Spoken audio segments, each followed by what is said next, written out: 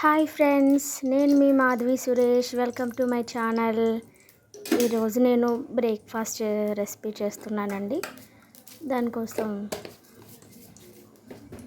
Pan పెట్టుకొని oil వేసుకోవాలండి. Oil heat అయ్యాక తాలింపు గింజలు వేసుకోవాలి. ఆవాలు, శనగపప్పు, జీలకర్ర వేసుకొని ఒకసారి కలుపుకోవాలండి. మీడియం ఫ్లేమ్లో పెట్టుకొని తాలింపు అంతా వేగేలాగా కలుపుకోవాలండి.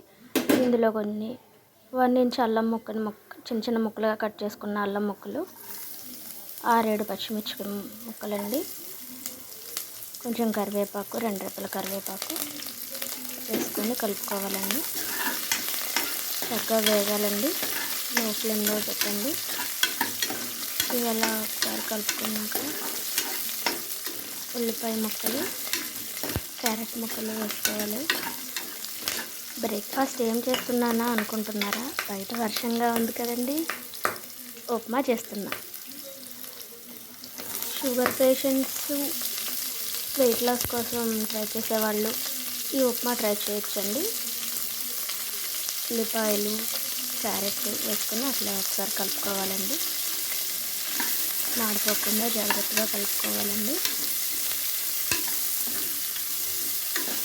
ఒక గ్లాసు జవ్వరవ్వకి 2 గ్లాసుల వాటర్ సరిపోతుందండి. జవ్వరవ్వని ముందుగా 1 స్పూన్ నెయ్యి వేసుకొని వేయించుకున్నట్లయితే ఫ్లేవర్ బాగుంటుందండి. 2 గ్లాసుల వాటర్ పోసుకుంటున్నానండి. నేను 30 డేస్ వెయిట్ లాస్ ఛాలెంజ్ తీసుకున్నానండి.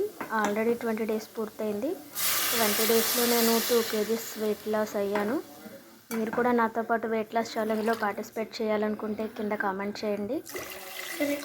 2 గ్లాసుల వాటర్ పోసుకొని సాల్ట్ వేసుకొని మూత పెట్టి మరిగించాలండి. ఎసరు మరిగే వరకు వెయిట్ చేద్దామండి. ఈలోపు నేను ఒక పొడుపు కథ అడుగుతాను, చెప్పండి. మన వల్లనే పుడుతుంది, మన వల్లనే చనిపోతుంది. ఆన్సర్ ఏంటో కామెంట్ బాక్స్లో మీరు రాయండి. ఎసరు ఇలా మరుగుతున్నప్పుడు సాల్ట్ అవి చెక్ చేసుకొని రవ్వ పోసుకొని, ఉండలు లేకుండా రవ్వ పోసుకొని కలుపుకోవాలండి. బయట వర్షాలు బాగా పడుతున్నాయి కదండి, బయటకు వెళ్ళకండి. Stay home, stay safe. ఇట్లా మిక్స్ చేసుకోవాలండి. రవ్వ పోసిన తర్వాత మిక్స్ చేసుకొని మూత పెట్టేసి స్లో ఫ్లేమ్ పెట్టుకొని ఉడికించుకోవాలండి. ఈ ఉడికిన దాంట్లో 1 స్పూన్ నెయ్యి వేసుకుంటే బాగుంటుందండి. మిక్స్ చేసుకొని డిష్ అవుట్ చేసుకుంటే వేడి వేడి ఉప్మా రెడీ.